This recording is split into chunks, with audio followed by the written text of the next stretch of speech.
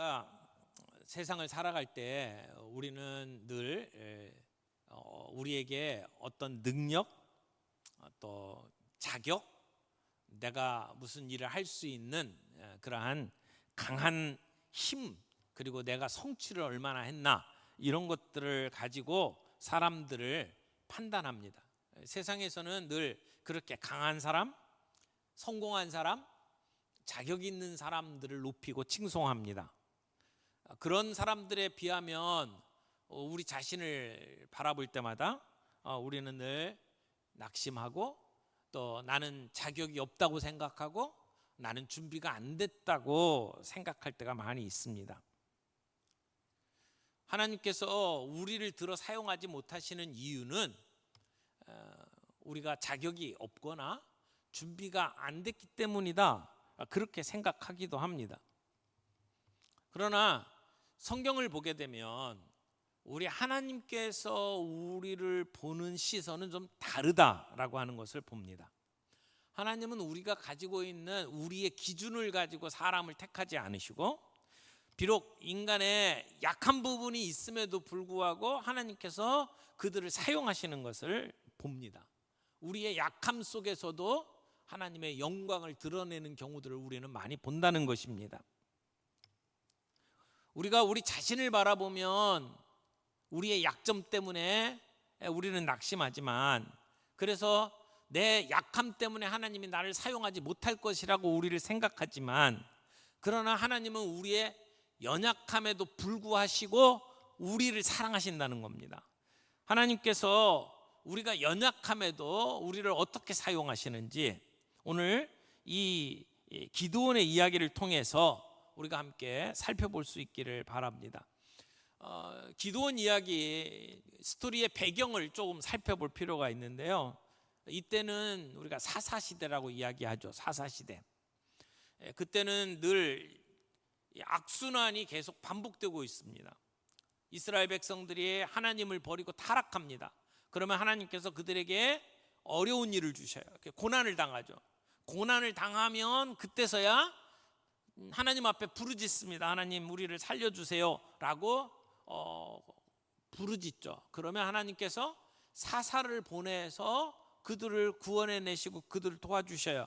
그래서 사사가 통치하는 기간에는 평화가 임합니다. 그런데 시간이 조금 지나면 그들이 또 하나님을 버리고 타락하고, 그래서 고난이 찾아오고, 그러면 그 고난 속에서 부르짖고, 그러면 하나님이 사사를 보내고 구원하시고 평화가 임하고, 이런 일들이 계속해서 반복되는 악순환, 사이클이 계속 반복되는 것이 사사시대 이야기입니다. 오늘 우리가 읽은 사사기 6장의 내용에 가면 이스라엘 백성이 다시 하나님의 눈앞에서 악을 행해서 하나님께서는 미디안을 통해서 그들에게 고난을 겪게 하십니다. 이때는 7년 동안 미디안의 손에 넘겨져서 고통을 받고 있었습니다. 미디안 사람들은 어떤 사람들이죠? 아브라함의 후처인 그두라에게서 난 후손입니다. 이들은 유목민이었고, 그리고 외국과 무역을 많이 했던 사람들입니다.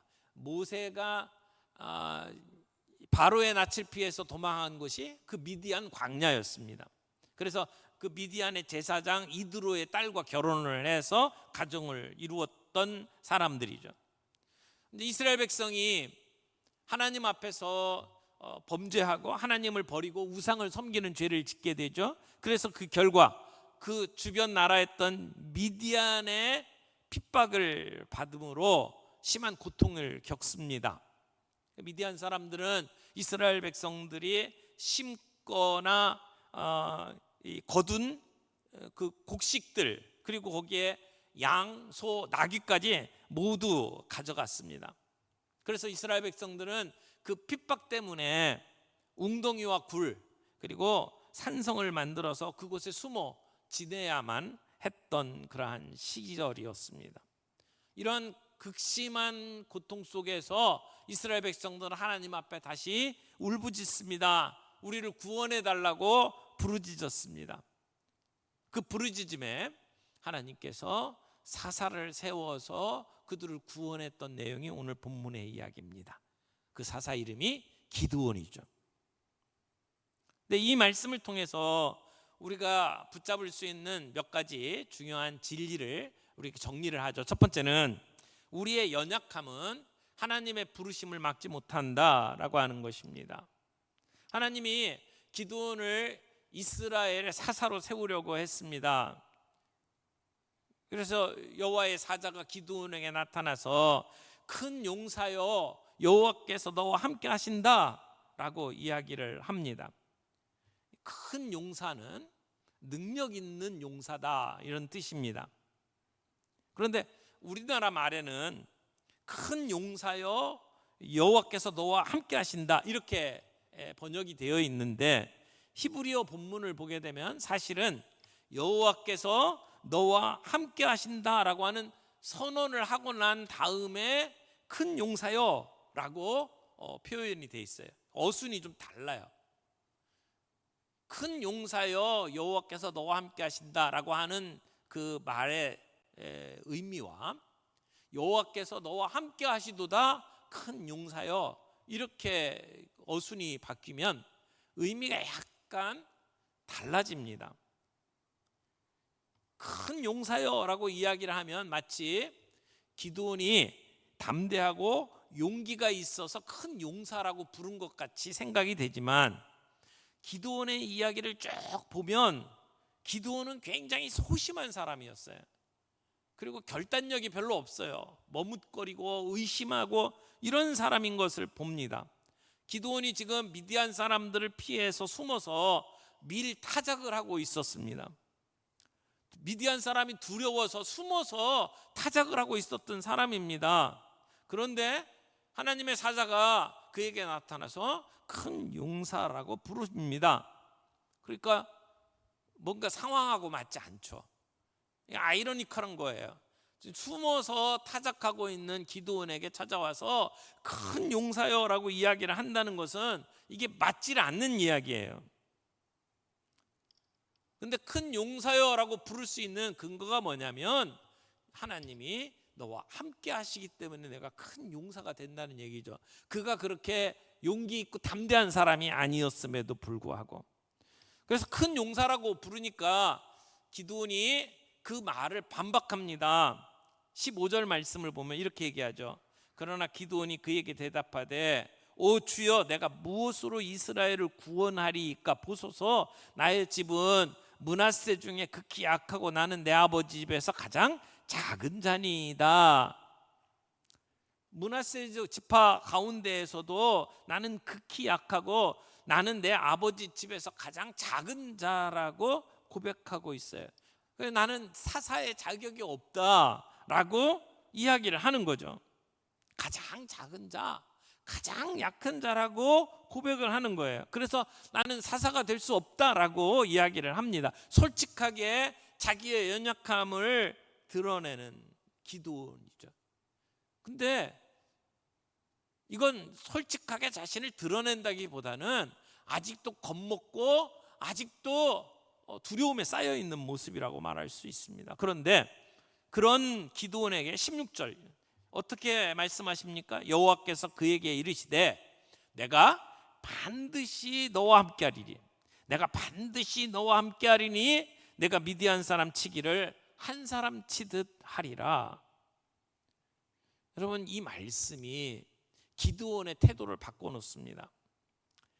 자격이 있어서가 아니라 하나님이 나와 함께 하셔서 우리로 그 일을 하게 하신다라고 하는 이야기입니다.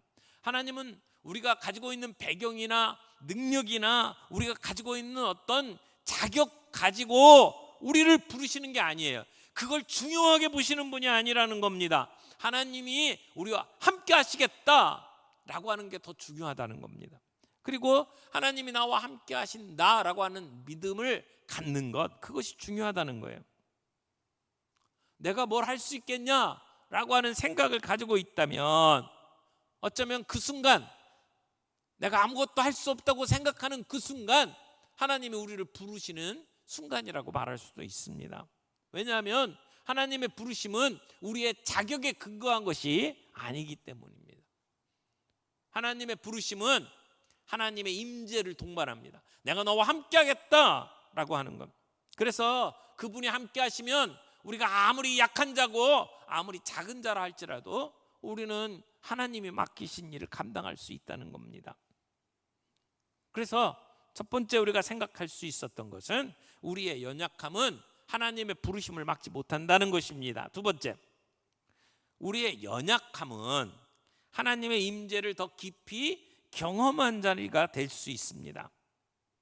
여러분, 하나님의 약속을 듣고도 두려움이 사라지지 않았어요. 기드온은 그 두려움이 없어지질 않았어요. 그걸 보면 기드온은 아주 소심하고 그리고 의심이 많은 사람이라는 것을 알 수 있죠. 하나님께서 이스라엘을 구원하기 위해서 너를 보내신다고 하니까 기드온이 내가 무엇으로 이 이스라엘을 구원하리까? 라고 묻습니다. 하나님께서 내가 너와 함께 하겠다라고 약속을 하시니까 그러면 이 말씀하시는 하나님이 나의 주가 되시는 표징을 보여주옵소서 이렇게 요구를 합니다. 하나님이 하신 말씀을 쉽게 믿지는 못하고 뭔가 확신을 줄 수 있는 그 증거를 보여달라고 이야기를 하는 거예요. 표징을 주옵소서. 그러니까 기드온이 얼마나 의심이 많은 사람인지 알 수 있겠죠. 기드온이 하는 말마다 그런 의심이 다 배어 있어요. 그가 말하는 그 말 이렇게 쭉 보면 거기에 많은 조건문이 따라붙어요. 만일 여호와께서 우리와 함께 하시면, 만일 내가 주께 은혜를 얻었사오면 이스라엘을 구원하시려거든, 뭐 이렇게 뭐뭐 하면이라고 하는 얘기를 참 많이 합니다. 그 얘기를 보면 기드온은 의심이 많은 사람이에요. 그리고 소심한 사람이에요. 근데 하나님께 표징을 구해달라, 표징을 주옵소서 이렇게 이야기를 하면서 뭐라고 얘기해요?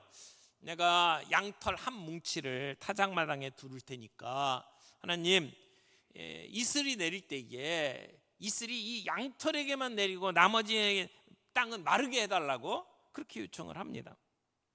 그게 6장 36절 37절 말씀이죠. 36절에 기드온이 하나님께 여쭈되 주께서 이미 말씀하신 같이 내 손으로 이스라엘을 구원하시려거든 보소서. 내가 양털 한 뭉치를 타작마당에 두리니 만일 이 이슬이 양털에만 있고 주변 땅은 마르면 주께서 이미 말씀하신 같이 내 손으로 이스라엘을 구원하실 줄을 내가 알겠나이다 하였더니, 이 팔레스타인 지역은 강우량이 적어요. 비가 많이 안 내려요. 대신에 이슬이 내려서 이슬로 식물들이 자랍니다. 그런데 기드온은 그 이슬이 양털에게만 내리고 땅에는 이슬이 내리지 않도록 해달라고 그렇게 요청을 합니다. 그러니까 그렇게 되는 일은 기적밖에 없습니다. 그래서 아침에 기드온이 양털을 이렇게 짜니까 거기에 물이 한 그릇 가득 고이게 되었죠. 밤새도록 이슬이 다른 이 땅에는 내리지 않고 양털에게만 내렸던 겁니다. 사람의 입장에서는 이건 기적이죠. 불가능한 일이 일어난 거예요. 근데 하나님의 입장에서는 그건 정말 쉬운 일 아니겠습니까? 그런데 하나님은 기드온이 어린아이처럼 이렇게 요구하는 것을 다 들어주셨어요.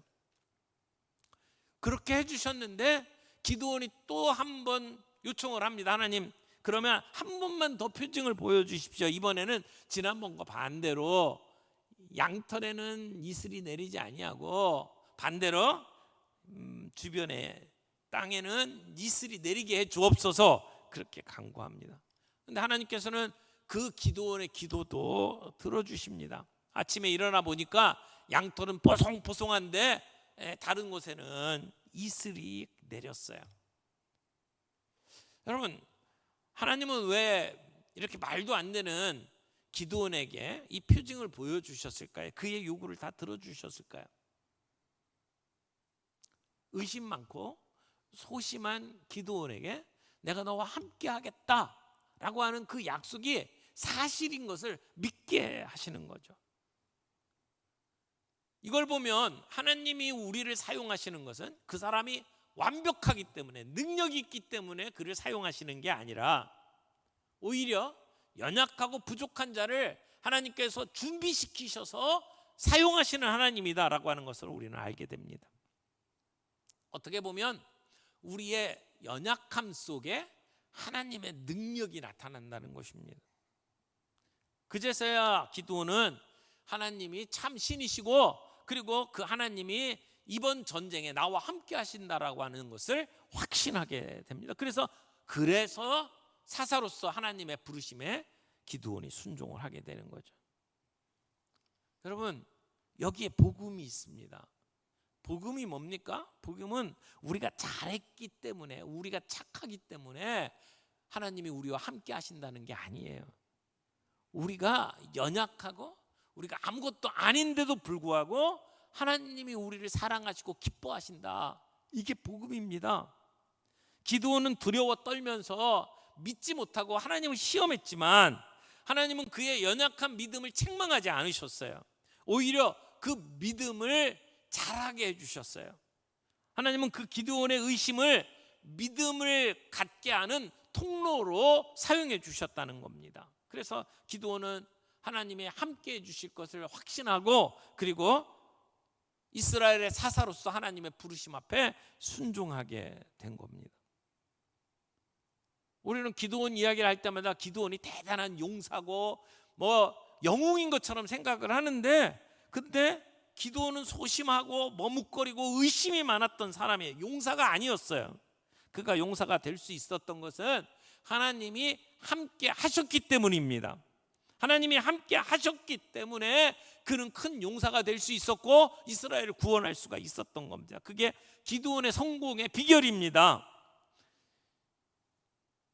모세, 여호수아, 다윗, 이런 위대한 인물들을 여러분 잘 살펴보십시오. 그들이 성공할 수 있었던 것은 그들이 능력이 있어서가 아니라 하나님이 함께 하셨기 때문입니다.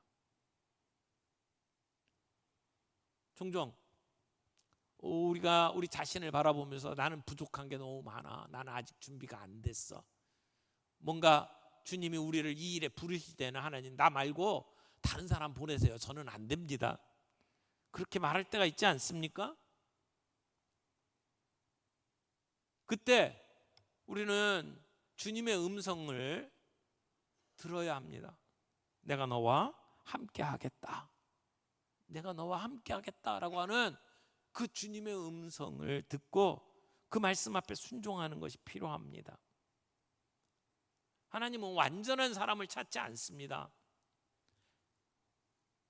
하나님을 신뢰하는 사람, 작은 믿음이라도 그것을 붙드는 사람, 하나님은 그런 자를 찾습니다. 우리 양털 뭉치를 가지고 하나님께 표징을 구하는 기드온을 봅니다. 어떤 사람들은 이게 좋은 기도의 모델이라고 생각을 하고 이걸 따라서 하나님께 기도하는 사람들이 있어요. 그런데 기드온이 했던 이 요청은 우리가 본받을 만한 좋은 기도의 모델은 아닙니다. 어떤 사람들은 기드온처럼 내가 정해놓은 어떤 사인을 놓고 표징을 놓고 하나님의 뜻을 구하려고 하는 사람들이 있어요. 여기 하나님께서 기드온에게 이스라엘을 구원하도록 가라 라고 사명을 주시는데 하나님이 보내시면서 내가 너와 함께 하겠다라고 분명히 약속까지 해주셨잖아요. 하나님의 뜻이 분명해요. 여기에는 헷갈릴 게 없어요. 그런데도 기드온은 그걸 믿지 못하고 그리고 하나님께 이 기적의 표징을 구하는 거잖아요. 우리가 종종 어떤 일들을 결정할 때 그 일들이 하나님의 뜻인지 아닌지 불확실할 때에 그런 기도들을 합니다. 내가 이 사람하고 결혼을 해야 될지 말지 헷갈릴 때, 우리 아이들을 사립학교에 보내야 될지 공립학교에 보내야 될지 대안학교에 보내야 될지 홈스쿨링을 해야 될지 이 도무지 감이 안 잡힐 때, 내가 이 도시에 계속 살 건지 다른 지역으로 이사를 가야 할지 우리가 하나님의 뜻이 분명하지 않을 때에 사람들이 그런 어떤 특별한 표징을 구하면서 기도를 하는 경우들이 있어요. 만약 하나님께서 내가 정해놓은 그 시간에 그 사람이 나에게 연락을 주면 그게 하나님의 뜻인 줄 알고 내가 계약을 하겠습니다, 뭐 이런 식의 기도들을 하는 경우들이 있잖아요. 내가 새 차를 바꿔야 되는데 오늘 중으로 500만 원이 생기면 하나님의 뜻인 줄 알고 내가 차를 바꾸겠습니다, 뭐 이렇게 기도를 한다든지, 내일 아침 눈이 2cm 이상 내리면 내가 하나님의 뜻으로 알고 내가 이 일을 시행하겠습니다, 뭐 이렇게 기도를 한다든지, 결혼을 앞둔 사람이 그 자매가 나에게 미소 띤 얼굴로 나를 쳐다보면 하나님이 나에게 이 사람하고 결혼하라는 줄 알고 내가 결혼하겠습니다, 이렇게 기도를 한다든지, 이거 다 기도원의 방식을 따라서 하는 기도잖아요. 근데요, 하나님 앞에 이런 표징을 구하는 것 자체가 죄는 아니에요. 그러나 기도원에게 있어서 문제는 뭐가 하나님의 뜻인지를 모르고 있는 상황이 아니에요. 하나님께서 이미 내가 너와 함께 하시겠다라고 약속하셨잖아요. 그리고 그에게 말씀하셨잖아요. 그러면 어떤 게 하나님의 뜻인지 아닌지 헷갈리는 상황이에요? 아니잖아요. 여기에는 헷갈릴 게 없어요. 하나님의 말씀 앞에 순종하면 되는 거예요. 그럼에도 불구하고 기도는 의심하고 아직도 하나님 앞에 표징을 구하고 있다는 거예요. 그건 잘못된 거죠. 하나님께서 나에게 하라고 하는 것이 하나님의 뜻이 분명하다면 우리는 그 앞에 순종하는 것만이 남아요. 거기에 또 다른 표징을 구할 이유가 없어요. 이상한 표징을 가지고 하나님의 뜻이라고 우기지 말라고요.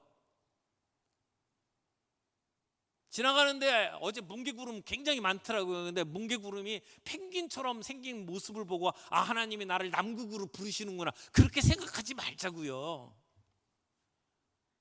그 이상한 믿음 아닙니까? 그러니까 우리가 하나님의 뜻이 무엇인지를 말씀을 통해서 확인했다면, 그래서 이게 하나님의 뜻이 분명하다면 우리는 그 명령 앞에 순종하는 게 필요하죠. 물론 그 주님의 뜻이 분명한데 내가 감당하지 못하겠다라고 생각이 된다면 그때는 우리가 하나님, 내가 감당할 수 있는 힘을 주세요, 그렇게 기도해야죠. 여러분, 내가 살아가는 길이 이게 믿음을 버리는 길인지 믿음을 더 강화시키는 길인지 분명해요. 근데 하나님, 내가 어떤 길로 갔으면 좋겠습니까? 그렇게 기도하는 게 맞나요? 그건 아니죠. 내가 지금 누군가를 사랑한다라고 하는 것이 그 사랑이 불륜인지 아닌지 뻔하게 아는데 그걸 놓고 하나님, 어떤 게 하나님의 뜻인가요? 그렇게 구하는 것은 그건 바보예요. 그렇게 기도하면 안 된다는 겁니다. 하나님, 내가 이 잘못된 상황들을 바로잡을 수 있는 힘을 주세요, 능력을 주세요, 그렇게 기도하는 게 맞죠. 그런 면에 있어서 오늘 이 기도원의 기도를 우리들이 잘못 오해하지 않았으면 좋겠습니다. 우리가 연약합니다. 근데 그 연약함을 통해서 오히려 하나님의 능력을 볼 수 있는 것이 오늘 이 기도원의 기도의 모습입니다. 하나님은 비록 기도원이 믿음이 없고 약함에도 불구하고 그와 함께 하시는 하나님의 놀라운 역사를 보여주셨습니다. 세 번째 우리가 생각해야 될 것은 하나님은 약함을 통해 승리를 이루십니다. 하나님은 약함을 통해서 승리를 이루신다는 겁니다. 사사가 된 기드온은 미디안과 싸우기 위해서 많은 사람들을 불러 모아서 군대를 조직했습니다. 그런데 하나님께서는 그 기드온에게 군대가 너무 많다, 그렇게 말씀하시면서 300명만 남겨놓고 나머지는 다 돌려보내라고 말씀을 하십니다. 그래서 기드온과 함께 했던 그 군대가 처음에는 32,000명으로 출발을 했는데 다 떠나고 300명만 남게 하셨어요. 수만의 군사가 필요하다고 생각했던 기드온의 생각과 달리 하나님은 300명만 있으면 된다고 말씀을 하시는 거예요. 그리고 그 300명의 군사가 미디안하고 싸울 방법을 구체적으로 가르쳐 주십니다. 그런데 무기라고 말하기가 어색한 나팔, 항아리를 준비하라고 말씀하시죠. 그래서 하나님의 말씀대로 나팔과 빈 항아리를 들고 미디안 진영을 향합니다. 그리고 신호에 맞춰서 나팔을 불고 빈 항아리를 깨트립니다. 그래서 이스라엘 백성과 미디안이 싸우는 게 아니라 미디안 군대 안에서 혼란이 일어나서 서로를 죽이고 그리고 도망하게 만드셨어요. 그러니까 기드온과 300명의 군사는 자기들의 전략과 자기의 방법으로 승리한 게 아닙니다. 하나님의 방법으로 승리한 겁니다. 하나님께서 이처럼 기드온의 군대를 하나님의 방법으로 승리하게 만드신 이유가 뭘까요? 왜 하나님은 32,000명을 300명으로 줄이셨을까요? 이 전쟁의 승리가 내게 있지 않은 것을 분명히 보여주시는 거예요. 만약 수많은 군대를 끌고 자기의 전략대로 이겼으면 그런 생각이 들 거예요. 내가 똑똑해서, 우리가 능력이 있어서, 우리가 준비를 잘해서 그래서 이겼다라고 말할 수 있을 겁니다. 그런데 아무리 생각해도 우리의 능력으로 이긴 게 아니에요. 나팔과 항아리를 주신 이유가 뭡니까? 그들이 싸운 게 아니라는 겁니다. 하나님이 싸우셨다는 겁니다. 숫자나 능력이 아닌 하나님과 함께 하신 것이 승리의 비결이다 라고 하는 것을 보여주시는 거죠. 그러니까 이 전쟁의 승리는 기드온에게 있었던 게 아닙니다. 이스라엘 백성의 능력이 있었던 것이 아닙니다. 하나님께 있었던 겁니다. 숫자에 달린 게 아니에요. 내가 얼마나 준비되었느냐에 달린 게 아니에요. 어떻게 보면 하나님은 종종 우리에게 우리의 능력으로 일이 이루어지지 않았다는 것을 보여주시기 위해서 우리의 가장 약한 모습을 사용하십니다. 불가능한 상황에서 하나님이 이루셔요. 아브라함이 아들 이삭을 얻은 것도 100세에 모든 소망이 끊어진 상황에서 주시지 않습니까? 그것이 하나님이 하신 일이라는 걸 보여주는 거예요. 기드온의 군대가 싸운 게 아니에요. 하나님이 싸우셨다는 겁니다. 우리의 연약함, 우리의 한계를 통해서 하나님이 일하시는 것을 보는 겁니다. 소심한 겁쟁이, 그가 용사로 나타날 수 있는 것은 그와 함께 하시는 하나님 때문이었습니다. 하나님은 지금도 연약한 자를 들어 사용하십니다. 하나님은 지금도 연약한 저와 여러분을 통해서 일하십니다. 이스라엘 백성이 상대할 수조차 없다고 생각했던 그 강한 미디안과의 전쟁에서 하나님은 겁쟁이, 그 소심한 기드온을 사사로 세우시고 그리고 승리를 얻게 하셨습니다. 작고 연약한 믿음을 가진 사람일지라도 하나님이 세우시고 하나님이 함께 하시면 놀라운 일을 할 수 있는 것을 보여주는 겁니다. 여러분, 기드온 이야기 속에 우리가 들어있지 않습니까? 우리는 기드온처럼 때로 벌벌 떱니다. 우리가 하나님의 뜻을 보았음에도 불구하고 우리는 확신을 갖지 못하고 그리고 주저주저하는 우리입니다. 하나님은 그런데 그런 우리들을 통해서 오늘도 일하신다는 겁니다. 그렇다면 하나님은 우리의 연약함은 전혀 문제가 되지 않는다는 것을 우리가 볼 수 있죠. 내가 가지고 있는 약점, 내가 준비되지 못한 것, 내가 부족한 조건을 가지고 있는 것, 하나님에게는 아무런 문제가 되지 않는다는 것을 우리는 믿어야 합니다. 아니, 오히려 우리가 연약할 때 그 연약함 속에서 하나님의 위대하심, 하나님의 능력이 나타날 수 있다는 것입니다. 힘이 없고 의심 많고 소심했던 기드온을 하나님이 부르시고 그와 함께 하시며 전쟁에 나갔을 때에 그는 큰 용사가 될 수 있었습니다. 마찬가지로 오늘 이 악하고 음란한 세상 속에서 하나님은 연약한 우리를 부르셨습니다. 그러나 우리의 연약함이 문제가 되는 것이 아니라는 것, 하나님이 우리와 함께 하시면 하나님은 우리를 통해서 놀라운 역사를 일으킬 수 있다는 것을 오늘 우리가 믿음으로 받을 수 있기를 바랍니다. 그게 복음입니다. 복음은 약한 자를 통해서 구원을 이루시고 하나님의 뜻을 이루십니다. 기도는 예수 그리스도의 예표입니다. 예수님도 연약한 몸을 입고 이 땅에 오셨습니다. 십자가에서 가장 약한 자의 모습으로 죽으셨습니다. 무력하지 않습니까? 무력한 모습으로 죽었습니다. 그러나 그 약함을 통해서 우리 인류가 구원을 얻었습니다. 예수님은 죄 없으시지만 우리 대신 연약함을 입으시고 십자가에서 승리를 이루셨습니다.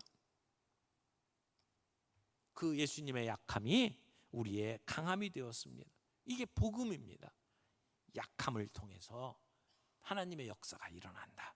강함이 아니라 약함을 통해서 하나님이 역사하신다라고 하는 것, 오늘 우리가 우리의 약함에도 불구하고 우리를 통해서 일하시는 하나님을 만날 수 있기를 바랍니다. 오늘 우리의 연약함을 하나님의 능력에 맡길 수 있기를 바랍니다. 내가 가지고 있는 약함 때문에 오늘 주저주저하고 있지 않습니까? 그 약함을 주님께 맡기고 주님께 내 인생을 드릴 수 있기를 바랍니다. 그 복음을 다시 붙잡을 수 있기를 바랍니다. 하나님은 강한 자를 찾지 않습니다. 약함에도 불구하고 하나님과 함께하는 자를 찾습니다. 오늘 여러분의 연약함은 무엇입니까? 그 연약함 주님 앞에 내려놓기를 원합니다. 주님께 맡기기를 원합니다. 주님이 오늘 그 연약함 속에 우리에게 들려주시는 하나님의 음성을 들을 수 있기를 바랍니다. 하나님이 주시는 그 말씀 앞에 아멘, 주님이 나와 함께 하시면 제가 용사가 될 수 있습니다. 믿음으로 고백하며 주님 앞에 고백할 수 있는 저와 여러분들이 되기를 바랍니다.